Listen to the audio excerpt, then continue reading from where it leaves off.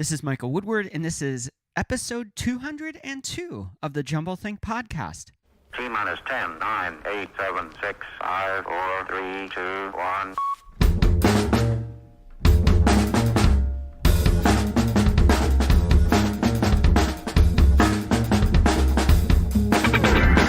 Welcome to the Jumble Think podcast, where we interview amazing entrepreneurs about their journey of turning dreams and ideas into reality. Along the way, we'll share some tips on how you can turn your own dreams and ideas into reality too. Our guest for today's episode is Christine Ziebell. If you're new to the Jumble Think podcast or you've been listening to it for a while and you haven't subscribed, head on over to wherever you like to listen to podcasts and click that subscribe button right now. And if you like listening on iTunes or Spotify, it's super easy. For iTunes, jumblethink.com/iTunes. And for Spotify, jumblethink.com/Spotify. It will take you right to the app, right where you can find our page and hit subscribe. So go do that right now. Now let's jump into today's episode. Hey there, welcome to the Jumble Think podcast. My name is Michael Woodward. I am your host. We have a pretty awesome episode lined up for you today. Before we get going, we always like to thank our sponsors who sponsor this podcast. Today's sponsors are OpportunityInChina.com, Floxy, and Mighty Travels. In a few minutes, I'm going to tell you a little bit more about them. Before we do that, I want to encourage you, if you are struggling with turning your dreams and ideas into reality and you need some help, why don't you come join us at Idea Camps in October? This 3-day event will help you go from idea and concept into a strategy, a roadmap for the future. So swing on over to jumblethink.com/ideacamps to learn more about our idea camps. Now let's learn a little bit more about our guest today. Our guest today is Christine Ziebell, and she is the founder of IntraBoom. When designing IntraBoom, Christine did something different. She didn't talk to engineers. She only talked to end users to find out what they wanted in a system like IntraBoom to do. In fact, there were exactly 0 engineers and developers involved in the design of IntraBoom right up until the day that they started coding. And so that's why it's so simple, because it was designed for normal people. Their story's really cool. We're going to talk about that and so much more, and what they do and what they're creating. Christine, thanks so much for being on. Well, thank you, Michael. It's a pleasure to be on today. All right, so we're going to talk a lot about your company. Before we do that, you and I were talking a few minutes ago before we started recording, and you shared that you have a long history of entrepreneurship, and I want you to tell us a little bit about your story into entrepreneurship, what drew you to entrepreneurship, and how you navigated that so far to getting to IntraBoom. Well, I was actually born and raised in Finland. And I got a law degree there in the late 90s. So I worked as a lawyer for a while. And I worked for different law firms. I worked for some investment companies. And the entrepreneurial mindset just kind of grew within me. So my first company that I founded in 2001 was a small law firm. And it was a lot of fun creating something from nothing, and I found that was really my calling. I grew it to about 8 lawyers, ended up selling it in 2005, but the journey was just fantastic, and I enjoyed every moment of it. I think the original reason why I did it was I just wanted to show that it could be done. The entrepreneurial mindset is very uncommon with lawyers. They tend to be kind of safety driven. Yeah. So I did that, and then I went into consulting for myself. And I worked a lot in the legal industry as a consultant, and I ended up taking a business development job with a law firm. And in that capacity, I was exposed to all kinds of different software. And that's where the idea of creating this one all-inclusive, simple-to-use software for businesses kind of came about.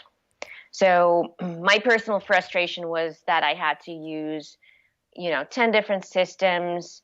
They were all kind of overlapping, very difficult to utilize. And I had to go through training to even know how to use some of this software. So I never kind of understood why it was acceptable for business software to be so complicated when the trend in consumer software was that if it wasn't simple enough, nobody would use it. And we just set out to create something that was easy to use, didn't require training, had some sort of logic to it that was easy to understand, and would eliminate the need to use 10 different systems and be an all-inclusive, all-in-one system. Absolutely. I understand that journey. I'll share a little bit of my story and why I find what you're doing fascinating in a few minutes. You mentioned here about you started in the world of law and you end up as an entrepreneur. When did you kind of know, hey, this creating things from something into nothing or nothing into something, when did that kind of, you just go, hey, light switch, law is awesome, but maybe there's something a little bit different for me? I think I understood that right after I had started my own firm. I really hadn't thought it through to the extent of how big I wanted it to be. I had a small marketing plan, a small business plan that I had written up, where I had decided what industries to focus on and how I would get the business rolling. But then it just grew and grew and grew. And I found that there were a lot of aspects of the legal business that I hadn't been exposed to as an attorney that now I was knee deep in. So, for example, creating a brochure or any sort of marketing material and creating a website and just creating things that would make that business flourish and flow. I just found that I enjoyed that more than writing documents or handling disputes. All right. So you mentioned that you're from Finland. That's where you started your career in law. And now you're in the States. You're in Scottsdale. We've had some people that have been on the podcast who are multinational or have come from one location, whether it's Europe somewhere to the States and States to Europe. How do you see the philosophies and mindsets around business and entrepreneurship different in Europe versus America? And how has that set you up to think and process your own entrepreneurial journey? I think that the most striking difference between the two cultures is that in the States, there's a mentality of success. There's a mentality of dreaming big, going after your dreams, and believing in yourself and really swinging for the trees. Whereas in Finland, the mindset is a lot more cautious and there's a lot more hurdles to overcome when it comes to, general feedback. So there's a lot more encouragement, and you can find groups here that are very encouraging to advance your business. Whereas it's very easy to encounter, the type of mentality where people say, oh, you need to be more realistic, or, that sounds too big, or, that type of mentality is more prevalent over there than it is here. Wow. So that's been a shift for you, it sounds like. Oh, for sure. So just opening up to possibilities and just going after things more aggressively and believing that, setting the targets to be big and going after them. That's something that I've learned here because people just believe more in the possibilities that are available and just go for them. Because a lot of times the only thing holding an entrepreneur back is the entrepreneur himself or herself. Absolutely. And I love that to hear your story of how that's impacted you. I want to start talking a little bit more about IntraBoom for a second as we transition towards the end of this first segment. IntraBoom is doing really cool stuff where you are giving a digital workplace for people. I want to hear a little bit of this origin story. Like, when did you go, hey, there's something here, there's something needed, I think I can go create it? Well, I got the idea originally right after I'd gone through this several years of working with the different software systems, and I had been using Basecamp for quite a while, and yeah. Basecamp was just really frustrating to use at that time, and I just looked at that and then 4 other systems I was using and thought to myself, why doesn't somebody just put this all into one? And I think a big pivot for us too was when we realized how mobile it should be. Wow. You know, when people were shifting towards actually working on their phone more than their computer, we realized that the systems out there, the digital workplaces, weren't really geared for that. So what we did was we wanted to create an app that was just so easy and so simple to use on your phone, and that would give you the possibility to work from anywhere without even having your computer on you.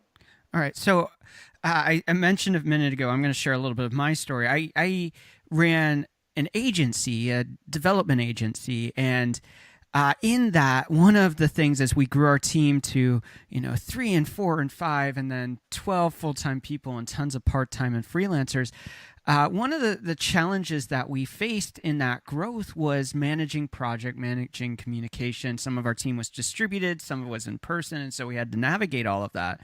And so we brought in a project manager who was a really good guy and very smart at what he does, but he brought in toolkits, and I'm just like, this is so complicated. It's so diluted, and I feel like we're fighting the system to get what we need done, and it's getting in the way.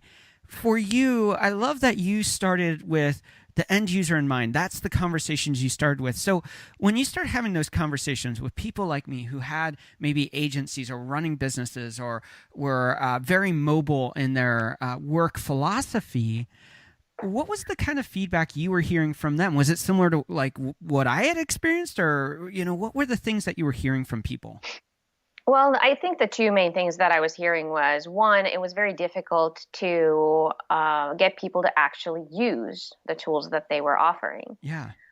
So the adoption rates tended to be low. And when we dug into why that was happening, it was just people felt they were overwhelming and complicated, and they just didn't have the energy. They always kept pushing it back. They were like, oh, I'll learn that later, just because it didn't seem intuitive, and Right. it just added another hurdle. And the other thing I heard was that there were just so many different tools being implemented all the time and they were too targeted.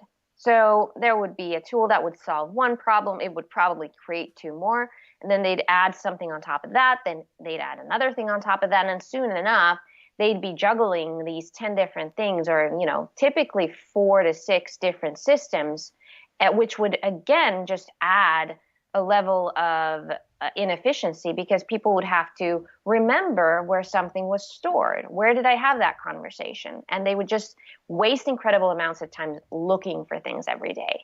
And that was the number one question that we actually asked people was, how much time do you think you spend every day looking for things, looking for a document, looking for a piece of correspondence, going through your email, going through chat threads, trying to find it in your file management system?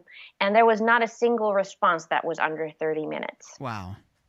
And that's when we realized that if we just put it in one place, so you know where it is, you're going to save a lot of time. And I found that true to when we first did our beta and we were the only ones using the system.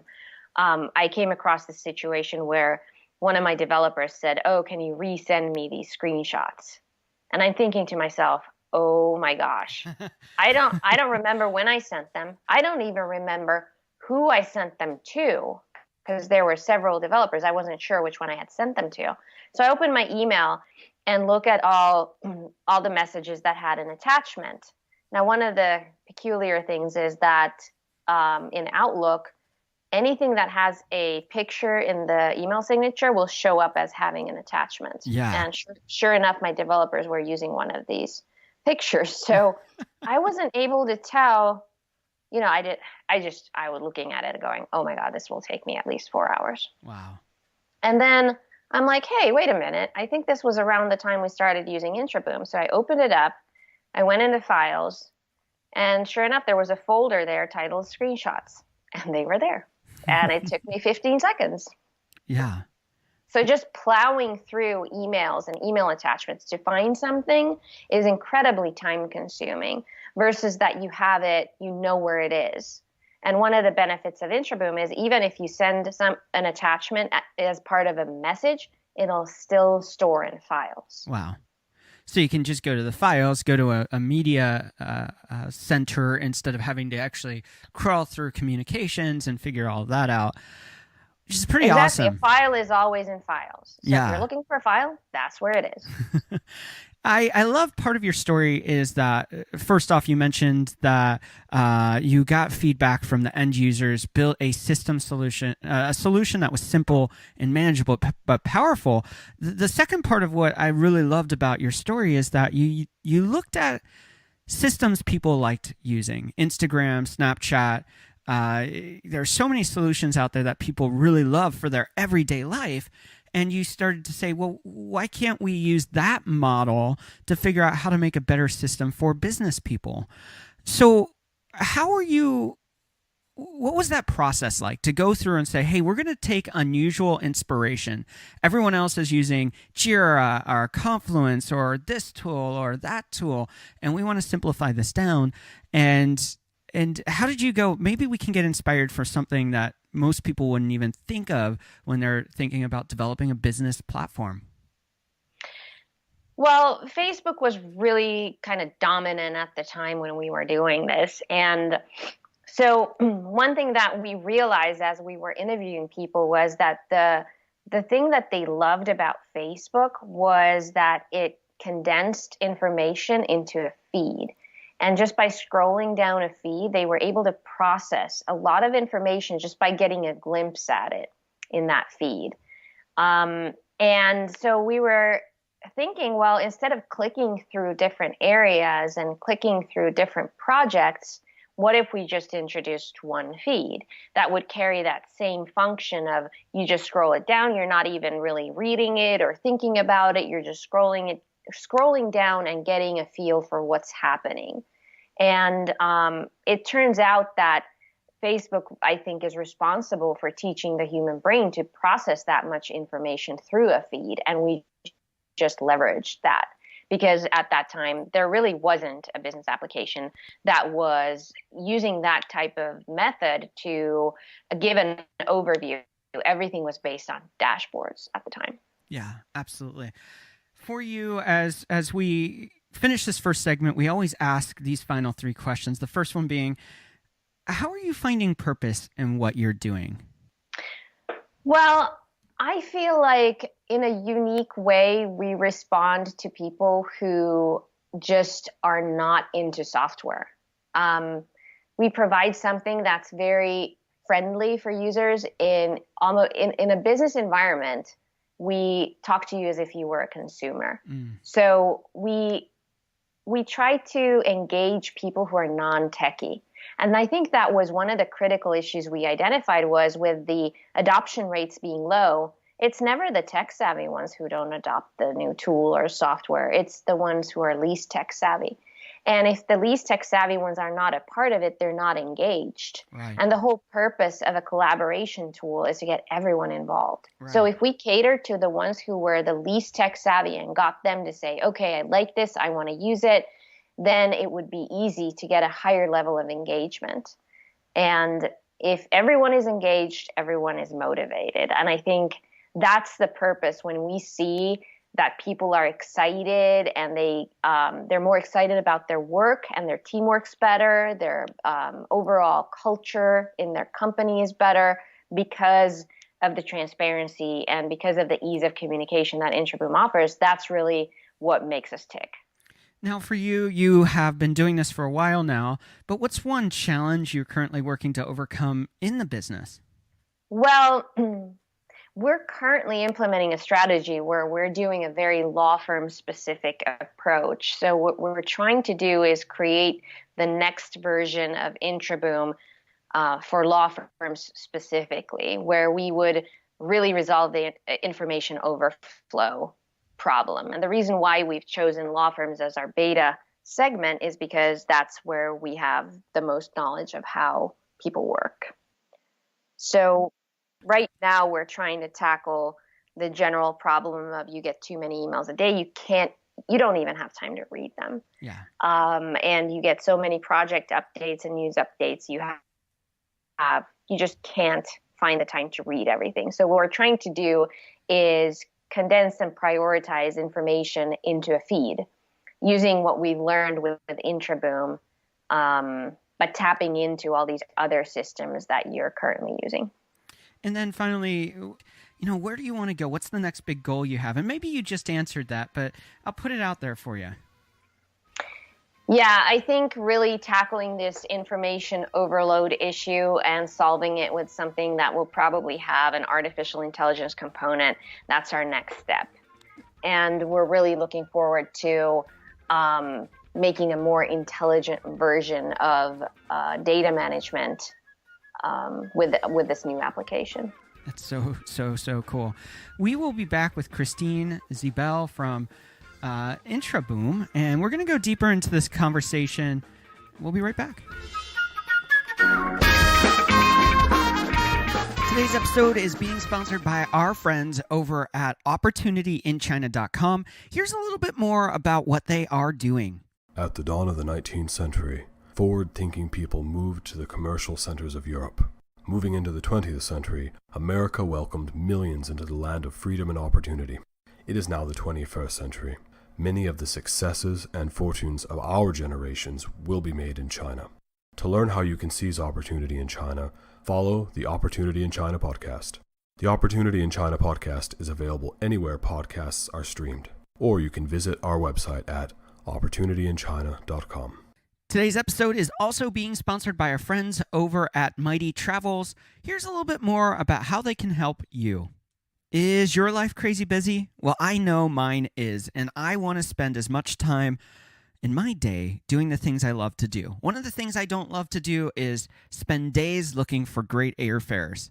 Well, our friends over at mightytravels.com have made it easy for you to go in, set notifications, to get emails and text messages directly to you so that you never miss a great deal on the flight that you're looking to book. So swing on over to mightytravels.com/jumblethink. That's mightytravels.com/jumblethink to learn more about how you can get notifications right to your own devices and score the best price tickets for your next trip. Now let's return to the conversation we had with Christine Ziebell. We are back with Christine, founder of Intraboom. Okay, before we get rolling on this segment, I want people to know, what is the best way someone can find and connect with you?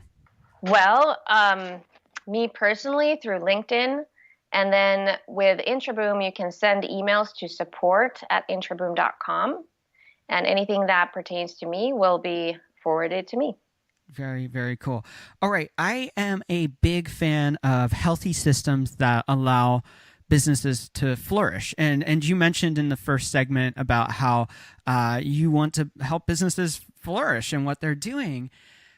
Why are systems so hard to put in place, and how are you helping navigate that issue with business owners and their challenges of saying, I just don't know how to manage all of this stuff. How are you helping them come up with healthy systems through the Intraboom platform? Well, I think that one of the issues that many entrepreneurs face in their companies is that they're just not very tech savvy, and just configuring a system that would possibly help increase productivity and efficiency is sometimes so difficult to do that a company that doesn't have an IT department can't do it. Right.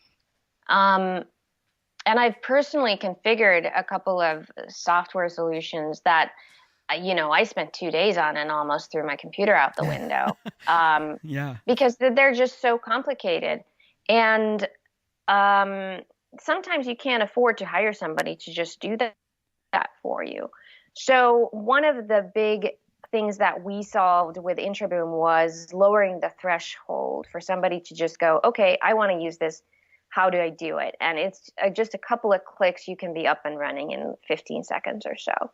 So all you do is you create a group, and we mimic the process, the procedures of social media, so that anybody who's touched a computer or used social media will intuitively know what to do. The process, the flow is very simple. Create a group, add these people, done. Right. And then you have that digital workspace available for that group. And then you have a bunch of different tools that are very self-explanatory and very easy to figure out. And people get hooked to the system because of this feed function, because it generates a feed and you start following it, and then you start immediately understanding what the tool is there for, and how it should be used. So you mentioned tools and digital workspace. For a lot of people, they're going to go, I just don't know what that means. They might not be used to that terminology or have worked in a digital workspace. Tell us a little bit about what problems you solve for entrepreneurs, how you solve it, and how simplicity in these solutions are actually going to streamline their processes into better processes. Okay, so basically IntraBoom is a space where all your employees can come and connect. They can share information by posting bulletin boards or starting discussion threads. They can chat. They can share files. And one of the great features that we have is actually a task list. So the idea is that everybody can see what everybody else is working on, and then they can contribute. So for example, Michael, if I saw on your task list that you were working on identifying a new broadband provider for us, for example, and I had a lot of information on it, I could just submit a comment into your task and say, hey, Michael, why don't you check out this and this provider? They have the best deals right now. And it would post right on your task and you'd get notified. So, and for example, we have a shared group calendar and everybody can comment on any event in the group. So for example, even if I'm not invited to a particular meeting, I might notice it and I might have something to contribute. I'll just add a comment and it'll show right on the event itself. So it's a very easy, straightforward way for people to contribute. I call it the equivalent of an open office. You know how if you work in an open office, you overhear people? Yeah. You overhear them talking on the phone or you overhear them talking to each other. You're passing by with your coffee cup and you go, hey, you know what? I can help you with that. I spent 3 months researching that, last year. Here's all my material. So it's the equivalent of that. When people are not sharing a physical space, you can still kind of overhear and see and get a good understanding of what people are working on and then contribute. So in this case, I would see a task that somebody's working on and I would be, hey, here's a 20-page report I prepared on this last year, and I would attach it right on the task. Wow. It just increases transparency in that way. You see what's happening, and then the threshold for contributing is very low. And even people that are a little bit shy tend to do it because it's an online system. In fact, that reminds me of a funny story. When we had our first external beta, we had a group of people that created a group that was fictitious. We were pretending to have a company. All these people joined two groups. One of them was something work related. The other one was throwing a holiday party. And we told them that this was the pretense of the group. And they went online and we didn't give them any instructions. We showed them one video. It was about 60 seconds that gave an overview of IntraBoom. And then we wanted to see if they could use the system. We gave them a bunch of things to do. And what I noticed right away was these people had never met each other. And just the informality of the conversation that started taking shape was incredible to watch. People were funny.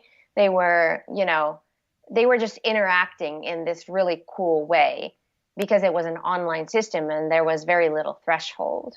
So even the shy people tend to get their voice heard in a system that's online and easy to use and encouraging. Yeah, it sounds like it builds a place of safety where people can feel like, hey, this is a place where I can ask that question or post a thought or share some input that maybe they wouldn't do because they're just going to be, head right in the work behind their computer, just plugging along. Exactly. And that's one of the reasons why we did not include a like function. Yeah. We wanted to remove that, that kind of social acceptance element from you using the system. So we didn't want you to have to monitor how many likes you got on your post. We wanted you to be able to freely post, and then you can see how engaged people are based on how many comments you get, but you wouldn't have to be, happy or sad about how many likes you got. Yeah, absolutely. All right, so I want to go a little bit deeper in this. Part of the reason that a digital workplace is becoming more and more significant for most entrepreneurs and most businesses is because many of the people on our team are no longer sitting in the same space. They're sitting maybe across the country, or for that matter, sometimes across the globe from us. What are some tips you would give someone right now if they're going, hey, I'm just at that point where I need to bring on some people on my team. I don't have the right resources in the city that I, live in, or town, and I need to hire someone. Let's say I'm in the middle of Illinois, let's say, and I need to hire a guru on social marketing, and I end up hiring someone from Chicago to be on our team because they've worked with marketing agencies up there, and I'm down in Southern Illinois, and I'm just going, well, proximity, we're not going to be in the same space. What are some tips they need to navigate to foster a culture and a community where you're able to do your best work even though you're not in the same space? Well, I think it's becoming more and more common that people no longer are in the same space. And even if they're located in the same city, people work a lot from home. So it's definitely something that's becoming increasingly popular, and especially with millennials who don't like the rigidness of the traditional workplace. Yeah. So what we've seen is that communication is everything. Just communication, communication, communication. And in some industries where you work very independently, if you do not have a place to go to and have discussions and bounce around ideas and talk to your colleagues, you become this lone wolf. Yeah. And in those cases, you don't get to develop a corporate culture or a company culture at all. So what really makes companies different that have a lot of virtual employees is that they have some sort of way to create that we spirit, that you're a part of this company, you're included, and Intraboom's a great way to accomplish that.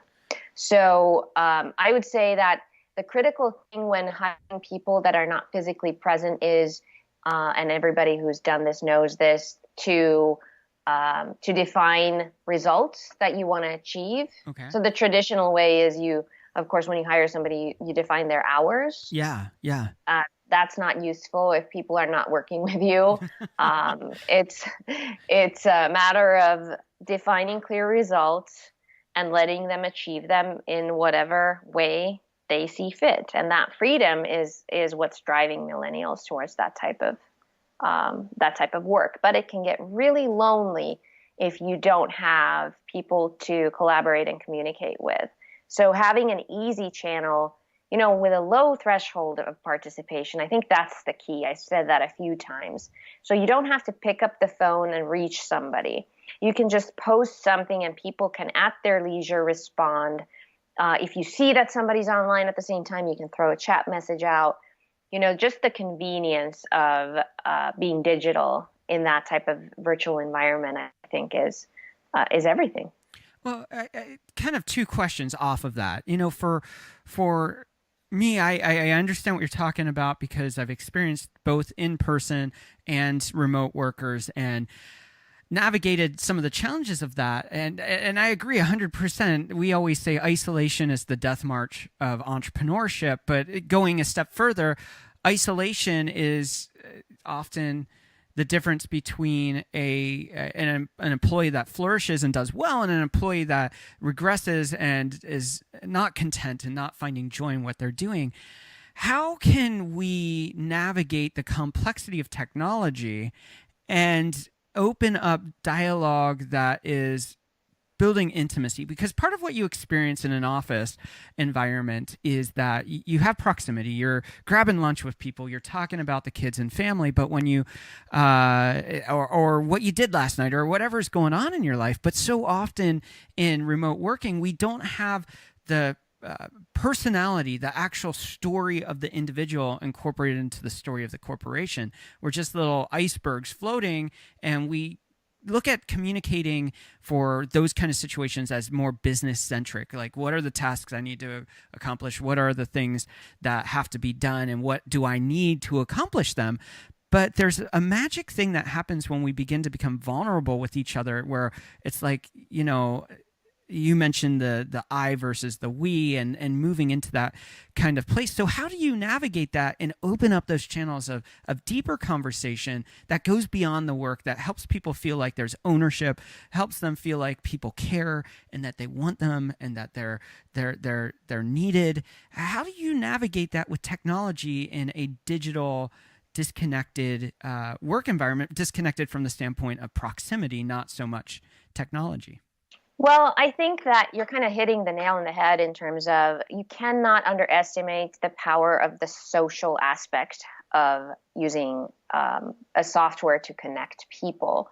And I think where a lot of companies went wrong is that they created a very rigid system for one purpose. Either it was specifically to get work done, there was no social aspect at all involved with it. So project management, task management, those kind of things. Sharing, yeah. That type of thing. And then there was the other type where people realized, oh my goodness, it would be great if people were social. So they created something like Yammer, where the sole purpose of logging on was to be social. Now, a lot of people didn't do that because they perceived it as a waste of time. So I think the key is to find systems that allow you to do both. So you get on the platform to get work done, but there's a social element that is easily almost stealth a part of the system, where people just start conversing and the conversations start going in whatever direction, and people just find it so easy to pop in a comment here and there that it becomes more social. And then that goes back to the beta that I referred to earlier, where I just saw these really humorous personalities emerge in these conversations with people who had never met. They didn't know each other. Yeah. And I think that the key was that you didn't log on there just to socialize, because if in your mind you perceive a system as being only social, you're going to have a very large percentage of people that will never log on because they're busy. But if they have to log on because they're working on the platform, and then combining that social element into that, I think, is extremely advantageous for the company. It produces great results. It creates that corporate culture, and it just brings about a whole slew of benefits. Right. So there's different levels of engagement here from the standpoint of responsibility. There's the employee or team member. Maybe the next tier up is regional managers. And then there's the executive team. And depending on the scale of the business, that could be much more robust or simpler depending on it. So let's say an executive comes in and says, hey, I see the power in distributed teams. I see the power of a new generation of how we approach work. What is their responsibility to build a culture of accessibility in this kind of space, both from the work standpoint, but the personal standpoint? What is it that they should be doing to help cultivate that culture? What can they do to help engage people from the very top level down to make this a tool, or make philosophies like this and using tools like yours a sustainable thing, but also one that's beneficial? So what does that top level team member, that executive, need to do to really bring the best out of what's possible with distributed teams and tools like this? Well, this is a topic very close to my heart. I always say you need to lead by example. Right. So if you feel like there's too many internal emails, stop sending them. The whole idea of Intraboom is that you can eliminate internal emails entirely. And you need to lead by example. So you need to start posting internal matters on Intraboom. The benefit is you can do different groups. So you can have a separate group for the management team, and then you can have all employees in one group. And it's very simple to know who you're talking to, because you always post to a specific group, and the group name indicates who you're talking to. So, for example, in this case, I would say that the executive needs to start having fruitful conversations on the platform, putting the data there instead of email, and then needs to participate in the discussions. So instead of just sitting back and watching what's happening, to throw in a comment themselves, to maybe suggest going out to lunch or something a little bit social on the platform too, so that people get the green light and see, oh, it's okay to not be super formal here on this platform. I want to pivot here. One of the things that's dear to your heart from earlier conversation we had was women in tech. And we did a lot of work in Silicon Valley when we were on the West Coast. We had several companies that we worked with down there, from developing their client portals and public-facing websites and other things like that. One of our clients was one of the largest in Silicon Valley that was female-ran. Recently, I was listening to NPR, and they were talking about the Google diversity report, which said like 31% of all of Google is women, and then 20% of their population is in tech, and 25% of women are in leadership there. So there is a gap there in navigating that. So for you, as you've shifted from a law-based industry into a tech-based industry, what's your experience been like in building your own tech business with IntraBoom and what you're doing? What is your experience, and what's your recommendation for other women who maybe they're young and they want to do a startup, or maybe they are entering into the tech space and they're kind of wanting to know how to navigate that? Well, my advice is to develop thick skin, because there is no way that you're going to avoid some of these situations where you're going to encounter people that in a male-dominant industry just don't take women seriously. And you develop thick skin for that, and you take them down one at a time as they, as those situations come along. I think it's naive to think that that we are at a place yet where women would be treated equally in either IT or the legal industry. There's a lot of effort being put into that, but I don't think we're there yet, even close. So you need to not care.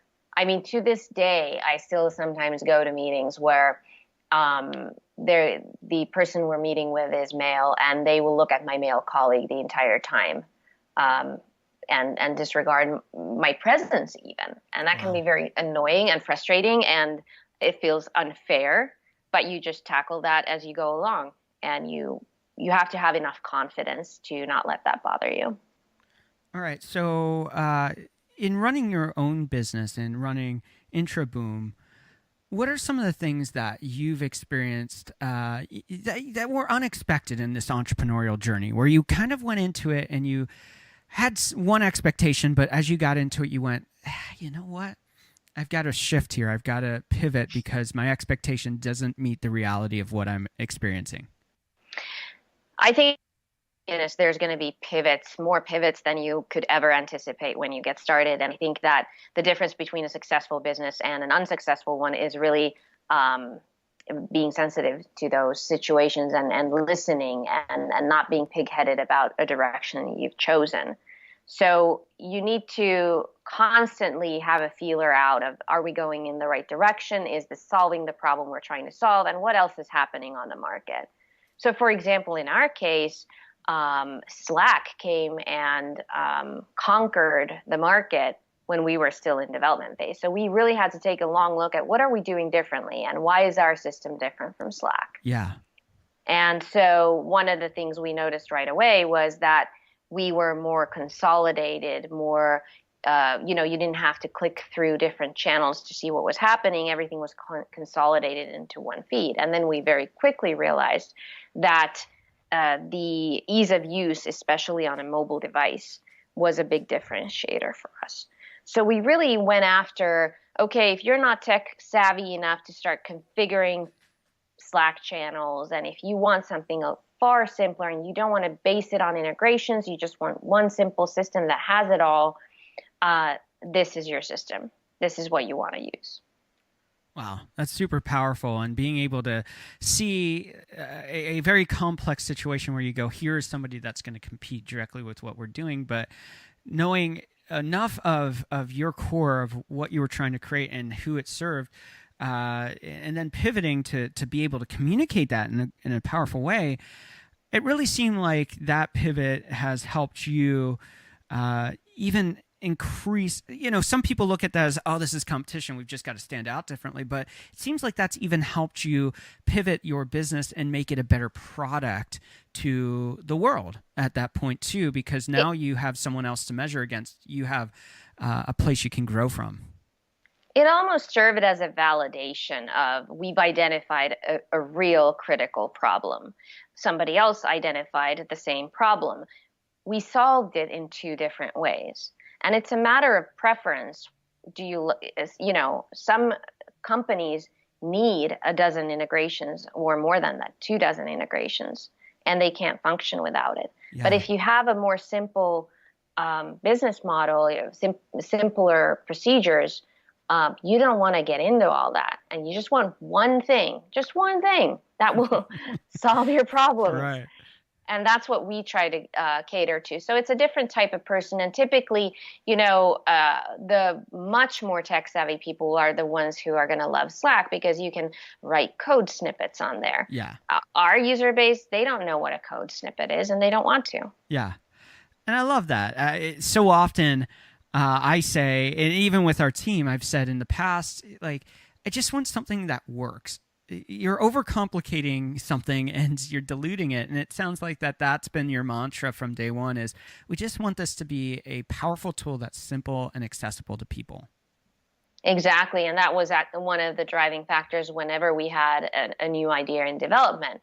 With the first question we would ask ourselves, does this complicate the user experience? Yeah. Does this require explanation? And we stayed true to keeping it real simple. Can you remind everyone how they can find IntraBoom and connect with what you guys are doing? So you can download the free app on the App Store or from Google Play. The software is called IntraBoom Teams and Projects. And you can also go online to intraboom.com and just use it as a browser-based version as well. We will be back with Christine and going into our rapid-fire questions. Today's episode is being sponsored by our friends over at Flocksy. Flocksy's doing some cool stuff. Here's a little bit more about what they're doing and how they can serve you. You have a killer idea for the perfect graphic or website, but you feel stuck and overwhelmed by the cost and skills it takes to create those ideas. Maybe you lack the time you need to create them. No matter the obstacle, it's time to get that idea created. And our friends over at Flocksy can help you create those killer graphics, the perfect website, or even create the copy that's used on your next ad, all at a low cost, starting at $349 per month. Their on-demand, unlimited graphic design, web, and copywriting are backed by a 7-day money-back guarantee for all new accounts. And you'll be working with a dedicated US-based project manager assigned to your account. There are no hidden fees, and billing is month to month. So check them out for your next project and for the project after that too. You can find them at flocksy.com, FLOCKSY.com. Let them know that Jumblethink sent you. There is always new and exciting things going on at Jumblethink. One of the ones we're most excited about right now are idea camps. They're coming October 7th through 9th.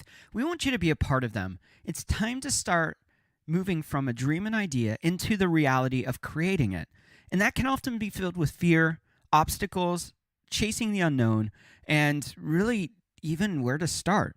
Well, we are here to help. Idea camps are a 3-day event where your lodging, your food, and all of the speakers are included. You'll have some mastermind breakouts, and we will literally give you a personalized roadmap to walk you from idea to reality by the end of the event. It's going to be a lot of fun. We're going to do some killer stuff. You want to be a part of it. So you need to head on over to jumblethink.com/ideacamps. It's jumblethink.com/ideacamps right now to check them out and see how they can help you turn those ideas and dreams into reality. Now let's jump into rapid fire questions with today's guest, Christine Ziebell. We are back with Christine from IntraBoom for rapid fire questions. Christine, are you ready for rapid fire questions? I hope so. I think so. Let's see. Well, here's a new question. We've been asking it on some of our Facebook Lives that we do. We call it the B-side. And I'm loving this question. I don't know why I didn't think about this question earlier. So this new question is, as a child, What did you want to do? What did you want to be when you grew up? An actress. Oh, very cool. Very, very cool. Do you want to know why I didn't become one? Yeah, I'd love to. My dad told me it wasn't a real job. Oh, that's sad. I know. Maybe you could still do something one day with acting, or one day I can play an old lady in the Titanic. Yeah. Sequel. Awesome. What is one tip you'd give someone with a big idea or dream and they don't know where to start? I would say sit down with somebody who can give you a little bit of direction where to start. Start with a business plan. If you don't know how to write one, sit down with somebody who's done it before and just put something down on paper. It starts evolving from there. Yeah. What is one change you'd like to see in the world? Wow, that's a big one. Yeah, it is. My. I'd like to see more people supporting each other in success. I love that. I'm going to skip to one of the other questions because you mentioned the word success. How do you define success? I think it's very personal. I think that being happy is being successful. I don't think you should set targets that are based on money. There's definitely a balance to life, and I think that being happy, finding that balance, that to me defines success. What do you want your legacy to be? I want to be remembered as somebody who brought simplicity back to complicated environments, and who got people talking, who promoted engagement, transparency, and motivation. I shared this with our audience before, but I'm going to share it again. One of my favorite quotes comes from Louis Armstrong, and he says that simplicity is in the most complex form. And I think that's so true. If you want to build great platforms like yours that solve complex problems in a simple way, it's a very complex thing to do, but it's brilliant when an end user can go, this just works for me. Exactly. That's a great ambition. Yeah. Where do you find inspiration? Everywhere. I'm one of those people who thrives on seeing other people succeed, seeing other companies succeed. I like to learn something new every day. And I think that I learn a lot every day from just working with other people, interacting, just kind of living the Intraboom dream. What is one book you think every dreamer or entrepreneur should read, and why? Oh, there are so many. That's a hard question for me. Yeah. I recently read The E-Myth Revisited, which I think is a fantastic book for every entrepreneur to read, because it simplifies what running a business and developing a business and scaling a business should be all about. What is one trend you're currently excited about? I'm excited about how things are moving into the mobile space in the workplaces, how desktops are almost becoming redundant, and how people are able to work from anywhere they want. I'm really excited.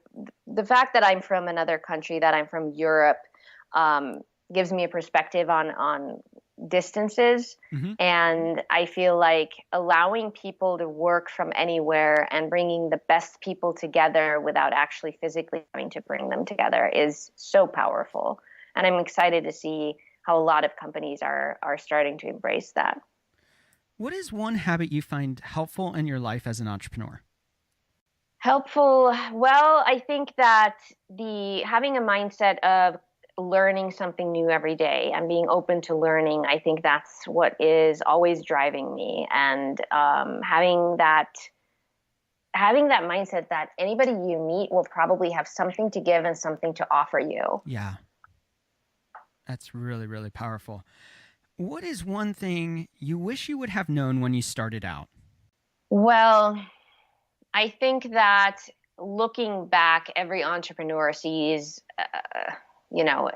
a sequence of events that could have been done better or avoided, and you just learn from your mistakes. Right. So I think that the one thing that I would pay more attention to is committed, when you scale, getting committed resources on board and making sure that there's so many people out there and consultants out there that will claim to be very helpful and are not. Yeah. Just trying to get people to understand your vision and to find people who are committed to that vision, where they're almost self-driven and motivated because they believe in what you're doing. I think that's the most important thing. Very, very cool. If you weren't doing what you're doing today, what do you think you'd be doing? Well, I'd be a renowned actress, of course. Absolutely. And I think that's a very noteworthy and worthy endeavor to take. And our final rapid fire question is, what is one dream you're still wanting to fulfill in your own life? I would like to retire in a hammock Okay. in Hawaii, overlooking the ocean, drinking a beer. Sounds like a good way to go out for sure. As we close today's episode, we always like to leave our guest have a final thought. What's your final thought for us today? Just keep pursuing your dreams. Don't let anyone talk you out of it. And if you don't know where to start somewhere. One of my favorite quotes is, you miss 100% of the shots you don't take. That's right. Absolutely. Christine, thanks so much for taking time out, being with us today, sharing your story, and inspiring us to look at how we approach business and do better at connecting with each other and creating a culture that really flourishes. I love what you're creating, and thanks so much for being with us. Thank you so much for having me, Michael. Once again, we want to thank today's guest, Christine Ziebell, for taking time out and sharing her story. Make sure you check out the episode notes where you can learn a little bit more about her. In a moment, we'll be right back to wrap up today's episode.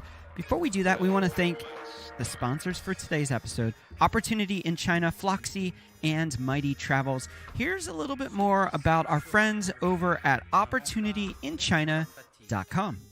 Have you been looking for a way to change your career or social prospect? Do you see the world around you changing and haven't quite figured out what path you should take? Well, you are not alone in seeking opportunity. Visit OpportunityInChina.com for access to scholarships to attend university in China. Or if you have a bachelor's degree already, OpportunityInChina.com provides access to jobs in the educational sector all across China. Now, working in China is not only often well paid, but it will place you among 1/5 of the world's population, boosting your social network and bringing you more deeply into the story of globalization and opening doors you never knew existed. So seize your opportunity now. Visit their website for more information at OpportunityInChina.com. By the way, they have a great podcast too. Search for Opportunity in China Podcast. Check that out. We also want to thank our friends over at Floxy for sponsoring today's episode. Here's a little bit more about them. Floxy is doing some really, really cool stuff. Did you ever need a graphic designed, a website developed, or copywritten, but found that the designers and developers were too expensive and often took a long time to get your project completed? Well, Floxy is your answer. Floxy is your unlimited graphic design, web development, and copywriting team. Plans start at $349 per month with no hidden fees, month-to-month billing, and you can cancel at any time. So check them out for your next project and for the project after that at Floxy.com. That's FLOCKSY.com. And let them know that Jumblethink sent you. We also want to thank our new sponsor, Mighty Travels. They're doing some really cool stuff to make finding flights even easier. Here's a little bit more about what they are doing and how they can help you. I don't know about you, but I love to travel. I just don't like looking through all the websites to find the right fares to the right locations that I want to travel to. Well, our friends over at MightyTravels.com are helping you get better rates to the places you want to travel, often saving up to $190 per ticket. You should check out MightyTravels.com/jumblethink to learn more about how you can use their service to get the right trips booked for you at incredible rates. So swing on over, check it out, MightyTravels.com/jumblethink.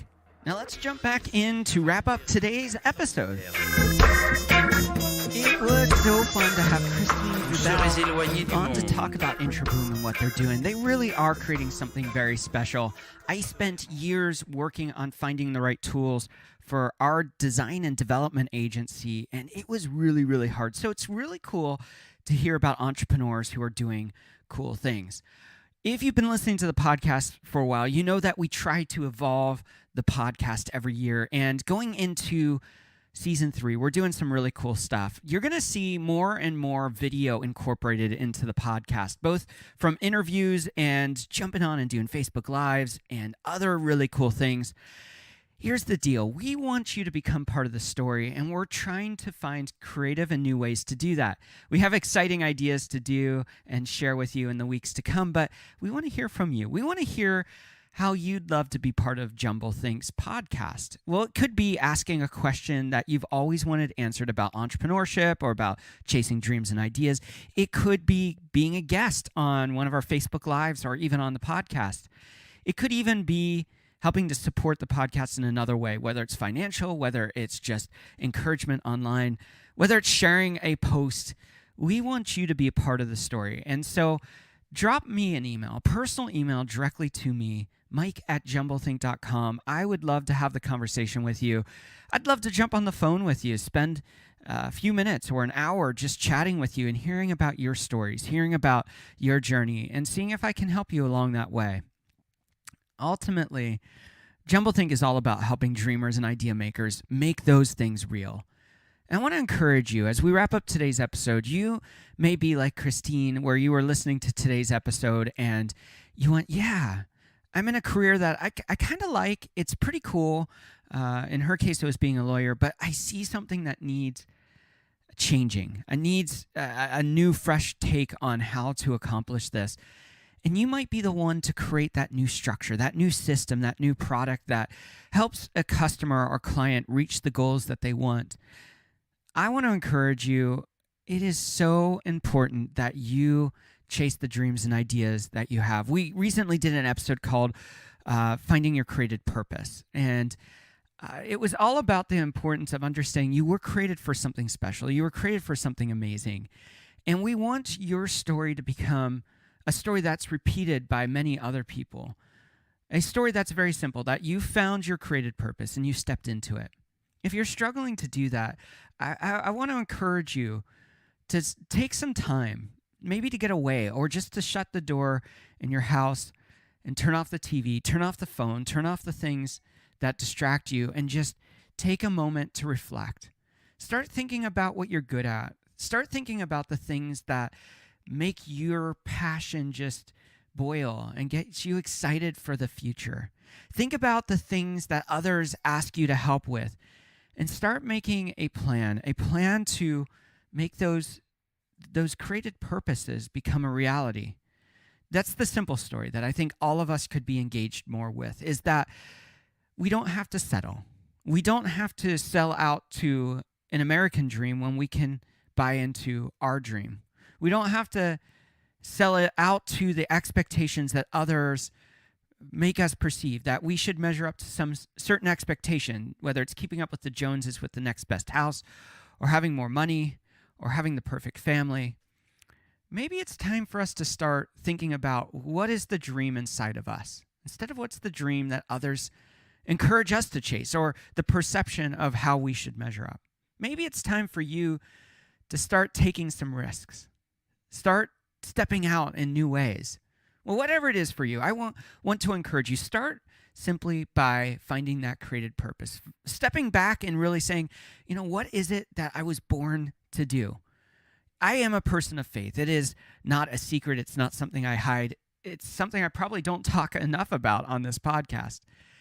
And it's funny to me when I hear people who don't have faith, that don't believe in a God. I believe in a Christian God, and I believe in Christ, and I believe that God created us. And so I find that created purpose is so important because we are in a journey of stepping into that destiny. But it's amazing to me how people who don't believe, who have no faith in a God, in a creator, always say, I'm doing what I feel like I was created to do. I found my purpose in this world.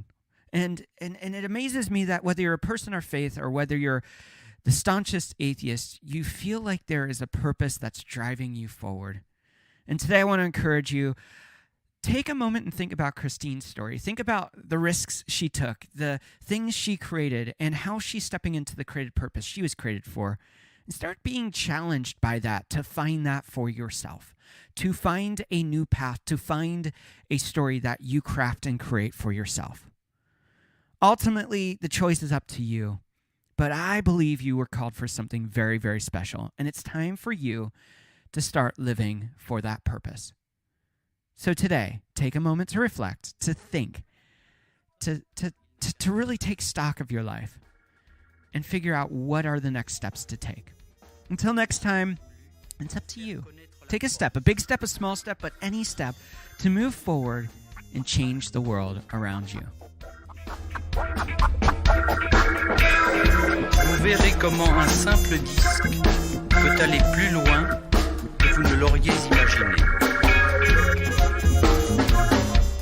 Mettez-vous dans une tenue légère.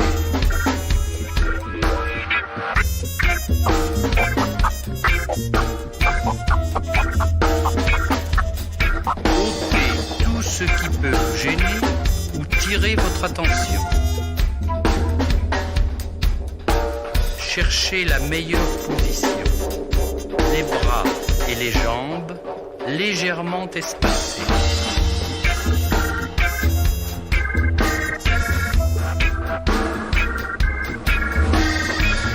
Étirez-vous doucement, mais complètement. En avant, en arrière, sur les côtés. Vous êtes une autre personne. Les mères de famille, les enfants, peuvent également prendre un moment revitalisant.